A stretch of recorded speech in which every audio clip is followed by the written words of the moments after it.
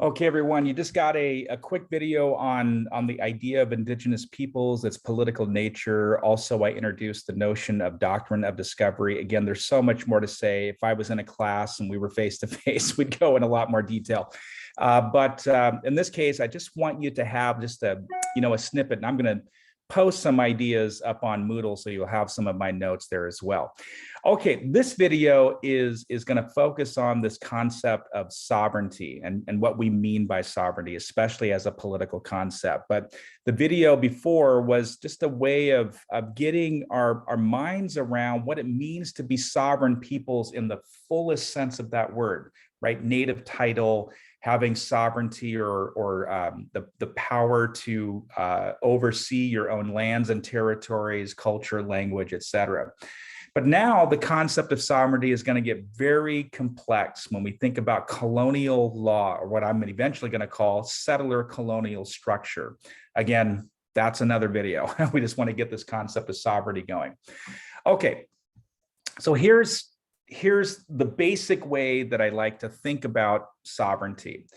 And I'm going to use words interchangeably: indigenous peoples, tribal peoples, native peoples. So just hang with me in that sort of flow.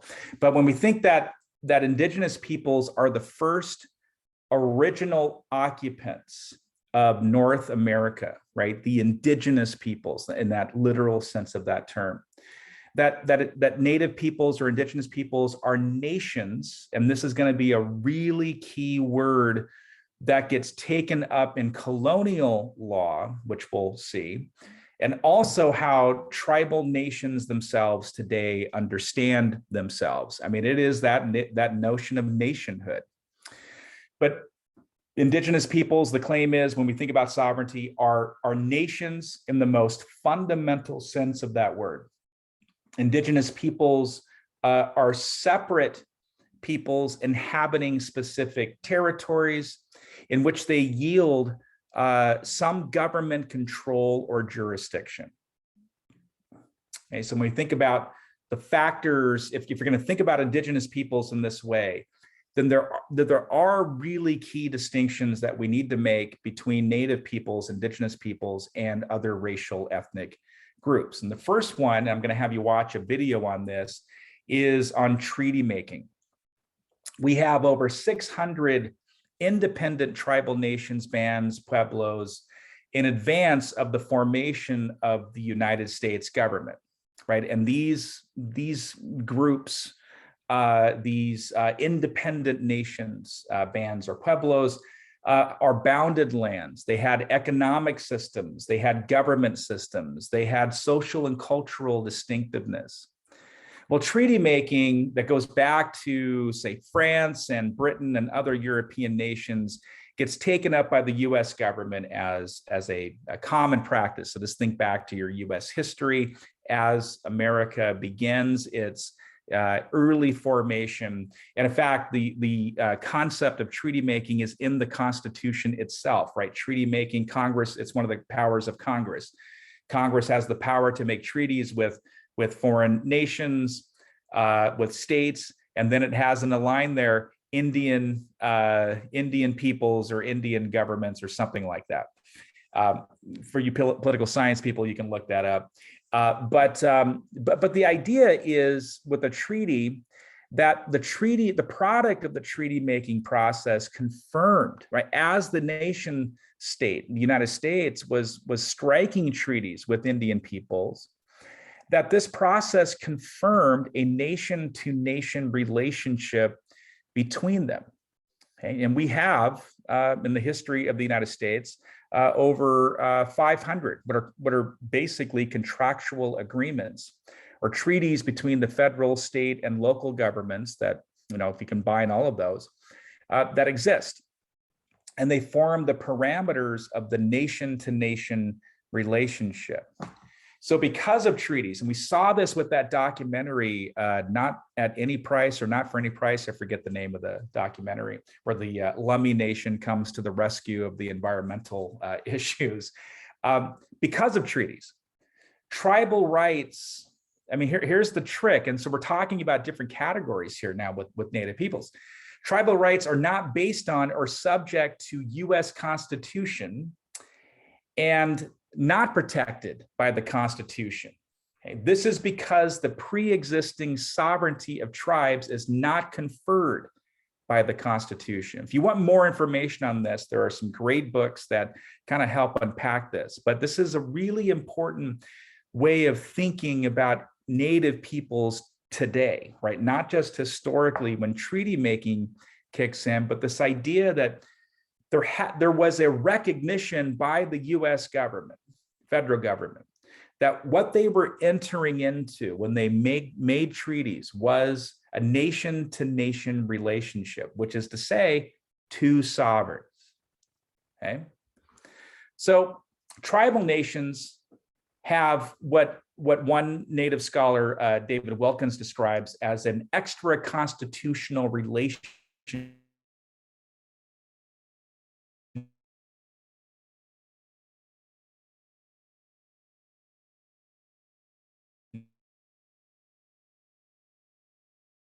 between tribes, and the US government is considered to be a sovereign relationship. We're going to see this tested over and over again.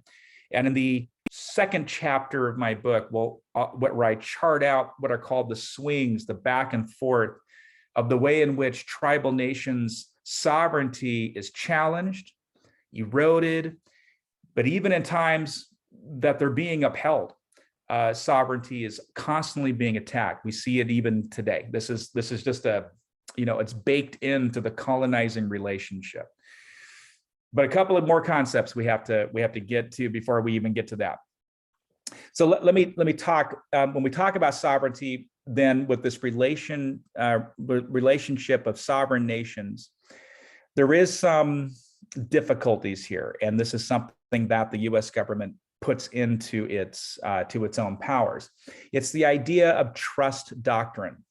So the concept of trust doctrine differentiates indigenous peoples from other racial groups as well. So this is something that no other group has to contend with in the United States. It's the recognition that tribes hold sovereign status recognized by the United States, right? That's the whole basis of treaty making.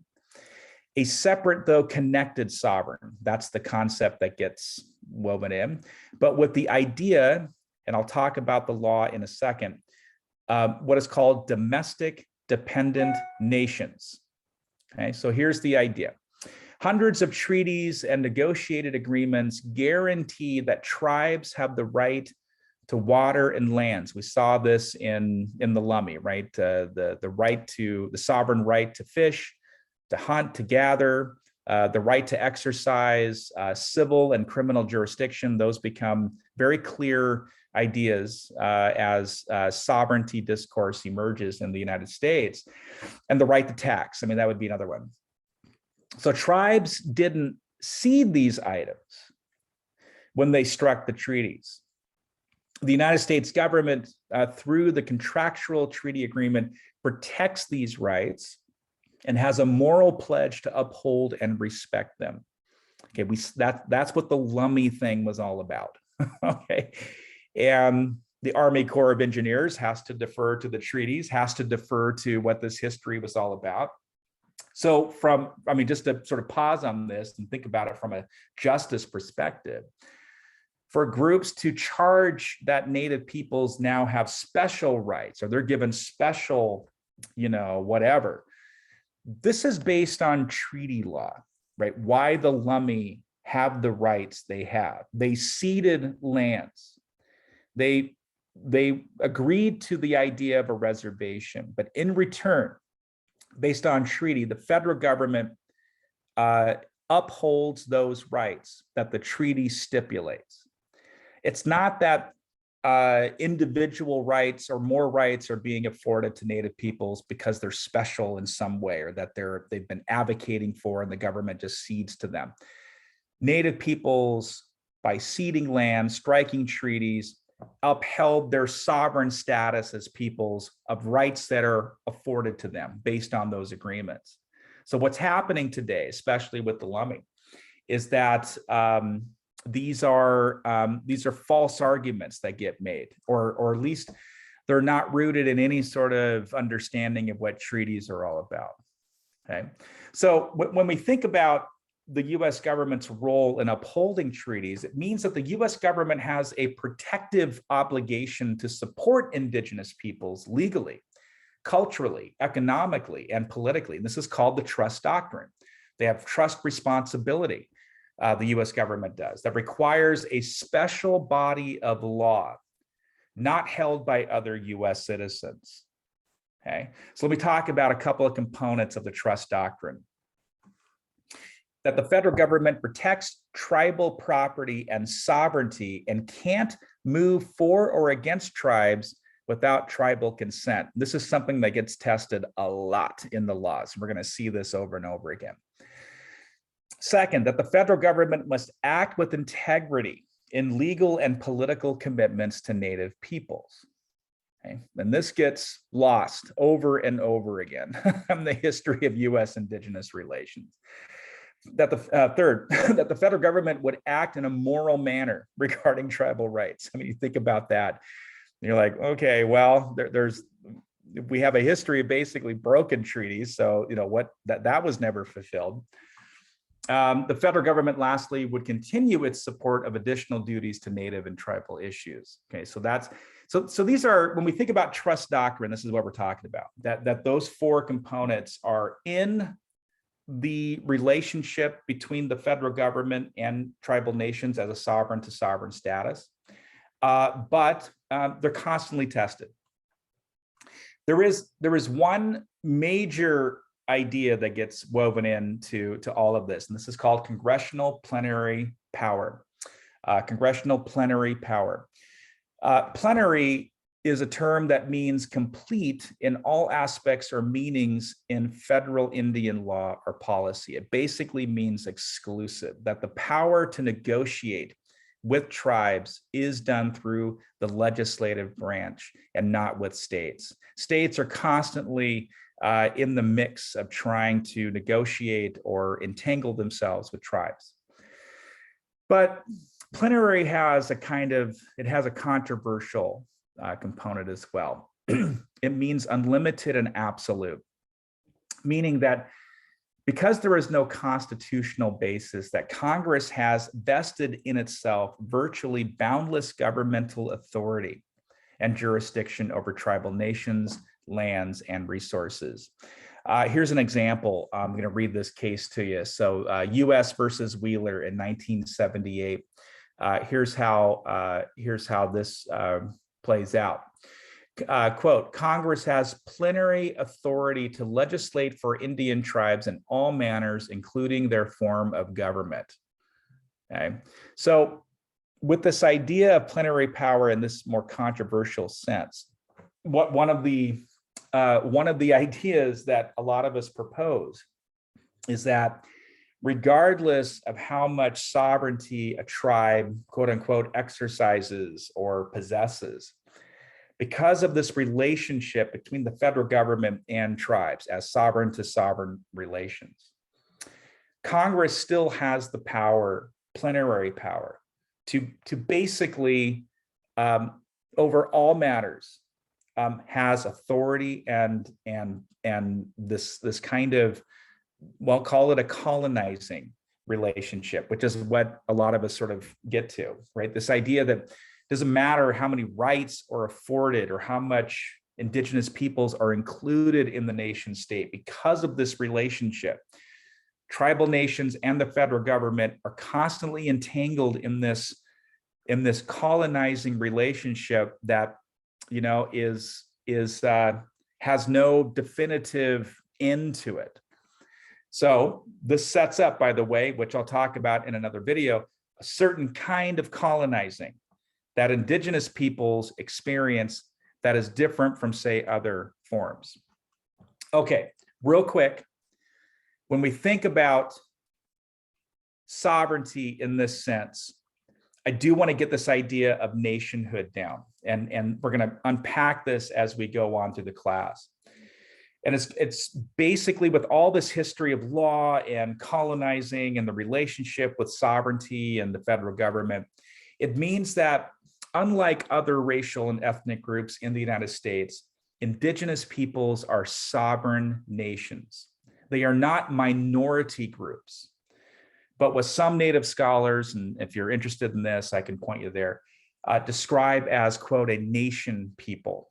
And this means that Native peoples are distinct political entities that exercise a measure of jurisdictional power over a specific territory. This could be a reservation, for example. Right? So, in a word, indigenous peoples should be considered nations in this fullest sense of the term.